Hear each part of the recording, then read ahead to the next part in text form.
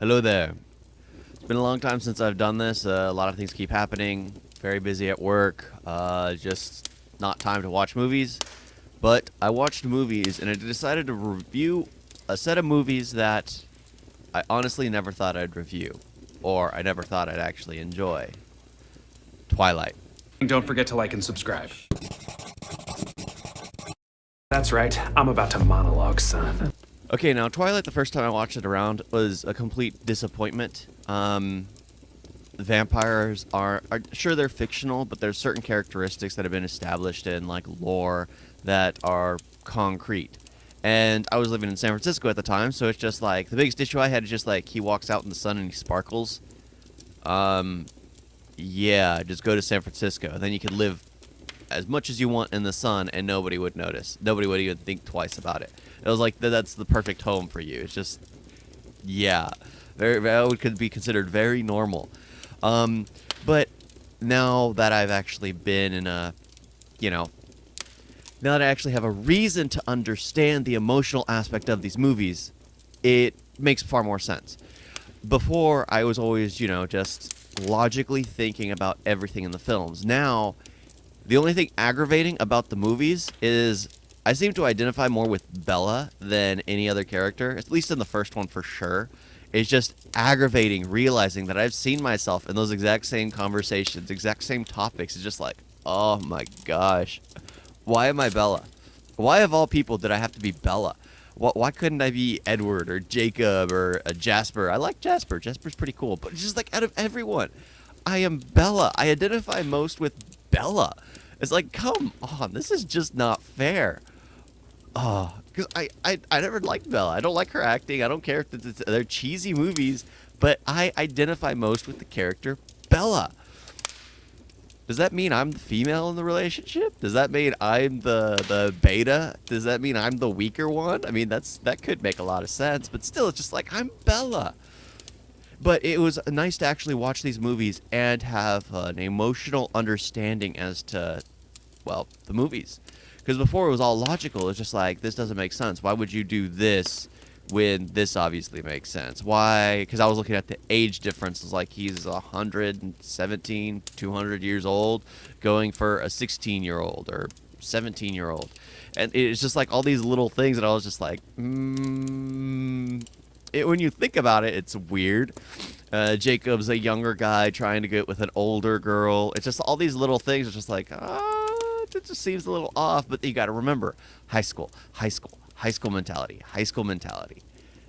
Clearly, the well-educated, very adult Edward isn't a well-matured, very adult male.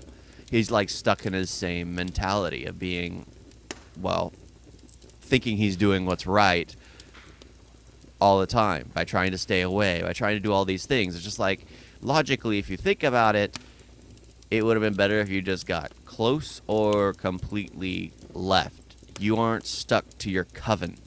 You're a vampire. You don't require them. It's nice to stick around, but later on there are vampires who are completely alone. You could have easily up and left. But they're just little things here and there, but it's funny to actually identify with a character for the first time around in these movies, because it was like the first time I watched these, it's just like, this is ridiculous. This is trash. The acting's terrible. The special effects are terrible. The riding on a back was one of the funniest things as they leap through the trees. But going through it a second time, having seen myself in some of those situations, I'm Bella. I am Bella. But it's just like one of those movies that apparently you really need the experience to actually enjoy it. That's my understanding from it, at least now. Because beforehand, if you think logically about everything, nothing works. Nothing actually sits. Nothing lands. Cheesy dialogue, cheesy everything. But when it comes to relationship, I guess everything is just cheesy. Everything literally is. I mean, there are things you say, the things you feel, the things you do. Everything kind of feels corny if you step back and think about it. But at the same time, you're lost in the moment and you just say what's on your heart or what's on your mind or what have you. So it is nice to actually get that perspective from the movie, that it's just like, okay, it's not as terrible. I can understand it a little better. I still don't care for Bella as Kristen Stewart, I think her name is, as the lead actress in the movie, but she had to get her career started somewhere, because clearly it didn't start anywhere else. She remained as a side person forever. Seems like Anna Kendrick really got her start here too. It kind of killed the males' roles, which is kind of sad. The two male characters. It's interesting how, if it's an action film, the men tend to build careers. Some women will build careers off of that. But if it's ever really just a sappy romance that is overly trash, yet is well loved, the females are the ones that get a career. The males get thrown to the wayside, because they're seen as a part of that. You want the females because, well, they'll bring the female fans. You get the males if you're going to do another romance. I mean, Warm Bodies is what Robert Pattinson. It's nice that Robert Pattinson is doing Tenet and Batman and things now, but how long did it take him to actually get there? It kind of kills the careers of these male actors, which is kind of sad. It's kind of sad, even though they did do a good job. Yet you look at the cast, like I was watching the female cast, and it was just like, I've seen them all the females in like something else, every single one. But the guys aren't anywhere else. They're actually having to struggle to get their career started now, because it's like their career ended on that movie and they have to start all over again. The women's careers started on that movie, except the ones who ran them into the ground afterwards.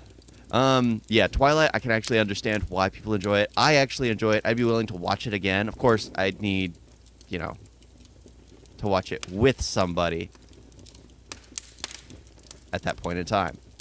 I can't just watch it by myself, because if I watch it by myself, I know my logical mind will take over and I'll absolutely despise the film. But I sit back and watch it with my emotional mind. As long as I have that one person with me, I'll love it. I'll enjoy it. It's all about just having the right people, I guess, for that film, or being in that mindset for that film. Thank you all for watching. Talk to you next time. Toodles.